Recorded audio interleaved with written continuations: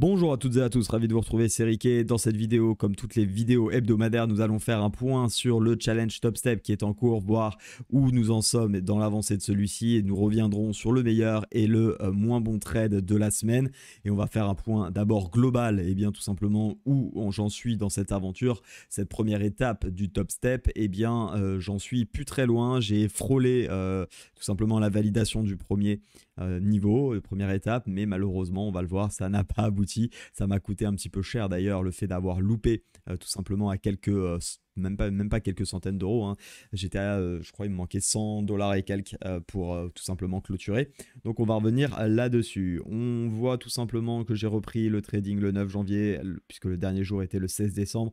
Donc avant la période de Noël, juste pour rappeler très rapidement pourquoi j'ai pas tradé, tout simplement parce que le 16 décembre, pour te montrer, c'était ici, d'accord, donc c'était mon dernier jour de trading et après c'était les 2 semaines de pause de vacances et on voit qu'on a eu un très joli range. Je m'attendais à ne pas trader, j'ai bien fait parce qu'on est resté vraiment dans un range et il est à noter que pourquoi j'ai pas tradé aussi la première semaine de janvier, tout simplement parce qu'on était bloqué dans ce range hein, qu'on voit ici. Si tu n'arrives pas bien à le visualiser, je vais te l'étirer un peu plus, mais tu vois qu'on était complètement bloqué en daily dans ce range et finalement on a réussi à trouver une résolution à compter du vendredi 6 janvier. Donc moi j'ai repris position à partir du 9 et on a tradé ces journées-là finalement cette semaine. Donc principalement à l'achat cette semaine et comme tu peux le voir, eh bien, sur le Dow Jones ça a été plutôt haussier, plutôt de belles réussites. Malgré tout, il faut le noter, malgré cette accélération haussière, eh bien on s'en est sorti bien évidemment positif, mais on aurait pu faire mieux. On aurait pu faire mieux. Déjà, je pense que j'ai été impacté sur la journée de lundi, puisque tu le vois, lundi je clôture,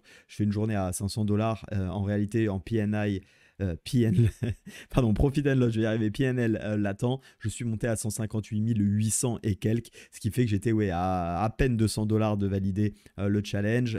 J'ai clôturé ma position parce qu'en réalité j'ai eu un signal de retournement, donc j'ai bien fait de clôturer et derrière en fait il y a eu une baisse et j'ai essayé bien de payer quelques replis pour essayer finalement de clôturer bien ce challenge pour vraiment aller chercher les quelques dollars qui me manquaient et bien évidemment ces trades ont été pris un peu hors méthode, plutôt par volonté tout simplement d'aller chercher le prix et c'est dommage parce que du coup j'ai perdu, j'ai reculé sur la journée de 600 dollars, donc j'ai quand même fait un bénéfice global de 500, mais en réalité je pense que j'aurais dû rester dans la méthode, me dire que c'était pas pour aujourd'hui de clôturer, c'était pas grave si je finissais parce que du coup je suis monté à 158 800, mais je crois que j'ai coupé à 158 600, quelque chose comme ça, et après j'ai perdu des trades qui m'ont fait redescendre à 158 200.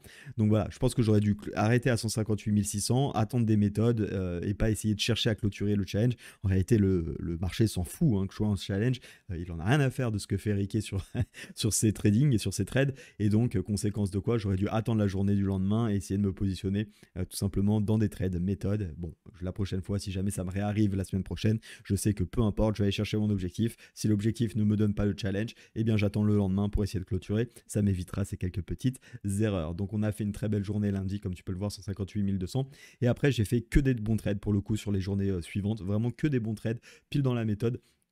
Alors après, bon, les résultats n'étaient pas forcément là. On a fait une journée perdante, comme tu le vois, mardi. Une journée perdante également mercredi. Donc moins 513, suivi de moins 862 mardi et mercredi. Pour finalement faire une très belle journée jeudi à plus 1186. C'était un trade sur le Nasdaq pour le coup, où on a payé une très belle zone. On s'est sorti avec un ratio de 2 points, un peu moins de 2,8, quelque chose comme ça. Donc plutôt très intéressant en moyenne, puisque je l'ai coupé en 2 fois ce trade.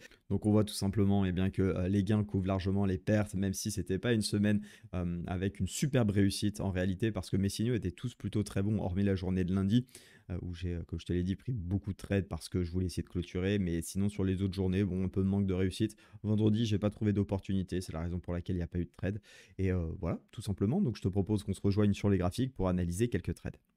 Allez, on se retrouve donc sur le graphique du Dow Jones et juste pour ton information, je suis bien en mode replay, tout simplement parce que je me positionne bien avant la journée de lundi pour faire l'analyse avant, hein, qui était celle de mes plans de trading. Hein. Je te rappelle que tous les jours, je fais des plans de trading, donc n'hésite pas à les regarder avant les journées de scalping ou même les regarder pour juste t'inspirer de comment j'étudie mes plans. Ça peut toujours être intéressant en complément de tes stratégies.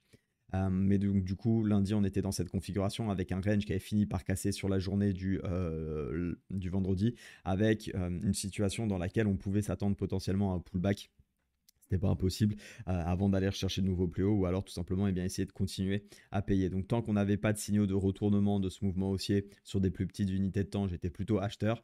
Et puis si jamais je voyais un signal de retournement, j'aurais plutôt cherché tout simplement à payer la zone ici des 33 500. Je vais descendre directement 1 heure pour te montrer un peu plus ce qu'il en a été. Donc on va avancer parce que nous, je te rappelle qu'on commence à trader à partir de 15 heures. Clac, clac, clac. Parfait, on a la bougie ici de 15 heures. Donc arrivé à 15 heures, on s'aperçoit tout simplement, bon pour le moment ça a continué, on a eu un mouvement assez haussier. Alors oui, il y a des dessins parce que forcément je suis en mode replay, donc il ne faut pas les prendre en considération. On n'a pas ces zones-là au moment du trade lundi, mais tout simplement, bon, on a une journée qui est plutôt haussière. En tout cas, une bonne première impulsion sur la première partie de matinée, bien que les marchés américains ne soient pas ouverts. Et donc on va juste avoir notre OPR qui a été tracé ici parce que c'est très important. C'est à partir de l'OPR que j'ai travaillé. Donc 15h30, on a tout simplement ceci. Ok. Voilà.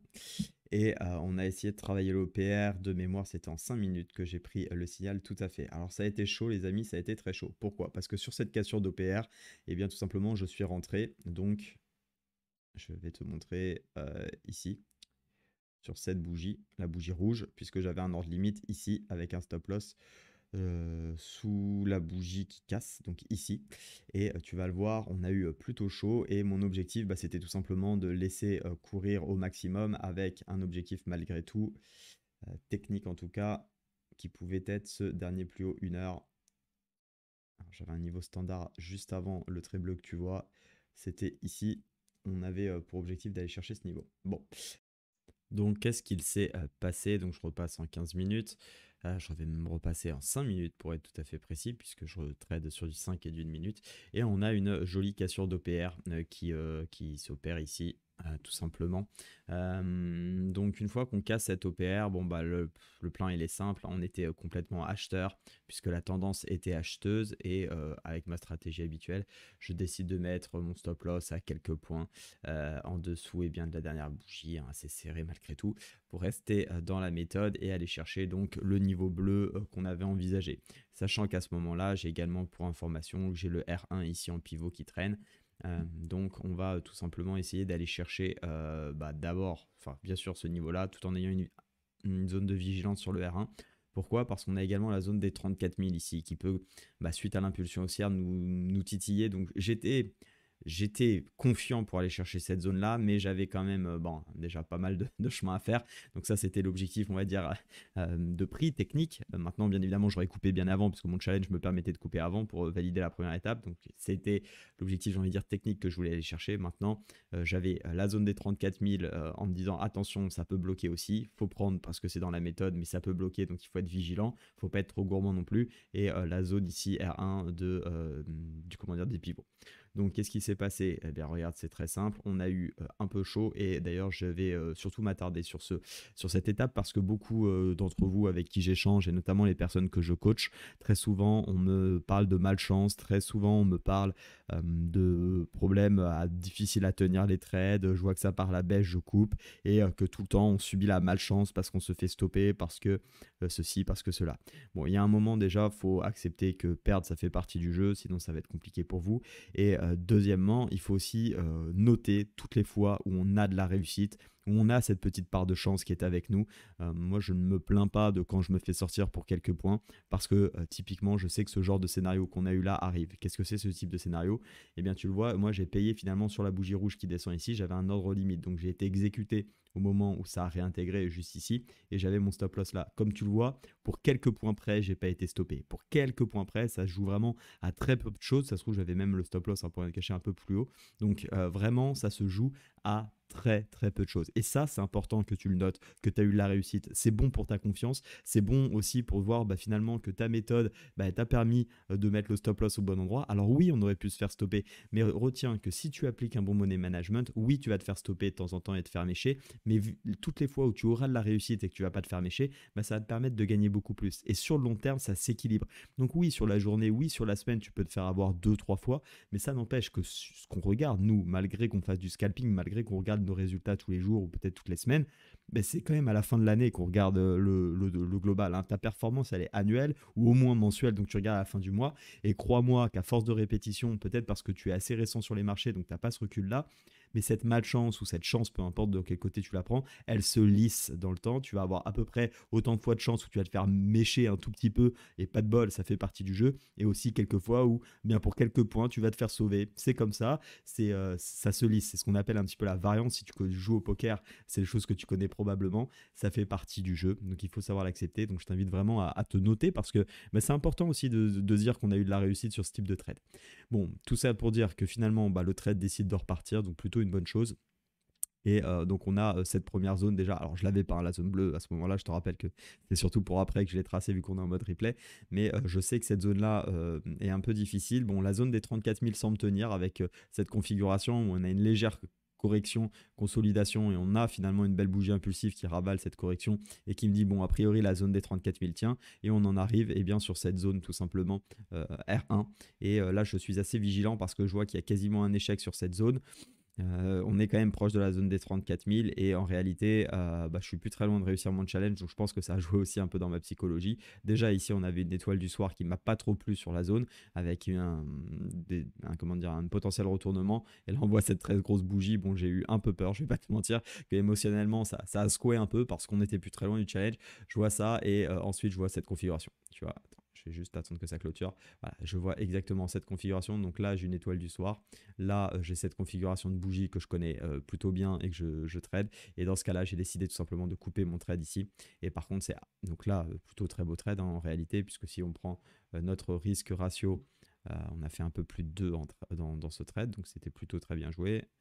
Hein, on avait le stop loss ici, tu vois, et j'ai coupé vraiment à la bougie rouge qui a clôturé ici. Juste là, donc à 2,09 et c'est après où pour le coup je vais t'en parler de la suite de ce trade. Donc là j'ai clôturé, j'ai pris mes profits, donc c'est à ce moment là où finalement je suis à 158 600 quelque chose comme ça, alors que là on était monté à 158 800 et c'est juste après où je vais essayer tout simplement de trouver des achats un peu au milieu de nulle part et j'ai essayé de payer finalement ce marché qui était juste en train de se retourner et j'ai essayé de payer des zones en faisant des trades sans réalité, sans réel sens. Typiquement, j'ai vu cette configuration, j'ai dû payer ici, j'ai coupé en dessous parce que ce scénario que tu as eu là, je l'ai eu ici, mais vu qu'on était en tendance haussière, je l'ai pris. C'était pas totalement bête d'un point de vue purement price action dans le sens où c'était également, tu vois, cette zone où on avait fait les derniers plus haut et ici le plus bas. Donc ça avait du sens malgré tout. Je trouve que par contre ça manquait d'un petit signal supplémentaire. C'est pas le pire, mais ça n'empêche que je pense que j'aurais pas dû quand même le prendre.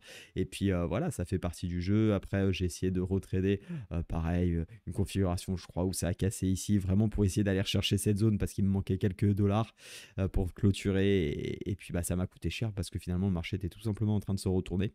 Et puis après, bon voilà, tout simplement, j'ai pris mes 2 stop loss. En fait, j'ai pris l'équivalent, on va dire, de la taille de 2 stop loss standard. Et du coup, j'ai arrêté de trader et j'ai bien fait parce que finalement, le marché s'est retourné par la suite. D'accord. Donc voilà un petit peu le top qui va se passer sur le début du trade avec le fait de noter qu'on a eu de la réussite, bien évidemment. Et puis plutôt le flop où j'étais hors dehors des méthodes, où j'essayais de prendre des trades à la suite. En réalité, j'aurais dû juste me contenter. J'avais fait mon objectif journalier. Tu vois, ça c'est clairement, je suis en dehors de mon plan de trading quand je fais ça. Hein. C'est-à-dire que j'ai atteint mon objectif et je recherche des trades derrière. Donc déjà, rien que ça, c'était en dehors de ma méthode.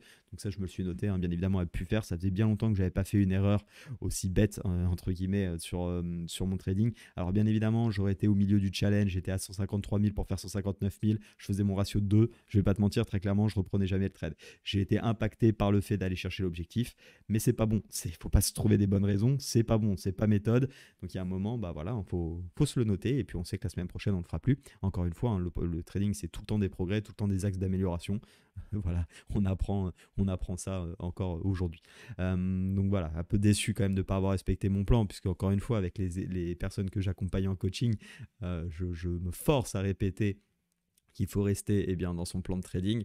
Voilà, quoi, ça peut arriver aussi d'en sortir, faut se le noter. On travaille également avec des journaux de trading, donc sur le journal de trading, bah, je l'ai noté, et tout simplement on corrige ça pour la semaine prochaine. Voilà les amis, j'espère que ça vous a plu en tout cas cette petite mise à jour du challenge, puisque ça faisait longtemps qu'on ne s'était pas fait cette émission. En attendant, il y a la newsletter qui part également aujourd'hui, donc n'hésitez pas à vous inscrire pour avoir les opportunités et le bilan sur les marchés de la semaine. J'ai 2 opportunités que je vous communique tout simplement dans la newsletter, enfin surtout une plus exactement, et une en attente on va dire. Donc n'hésitez pas à aller à consulter, une belle action. J'en dis pas plus, et puis je vous donne également mon avis concernant les crypto-monnaies et le marché de manière générale. Très bonne fin de week-end à tous. On se retrouve pas demain pour le scalping, puisque ça sera fermé sur les marchés américains, Martin Luther King Day, et on se retrouve donc mardi. Pour autant, il y aura une vidéo probablement crypto qui sortira. Très bonne journée à tous et à très vite. Ciao!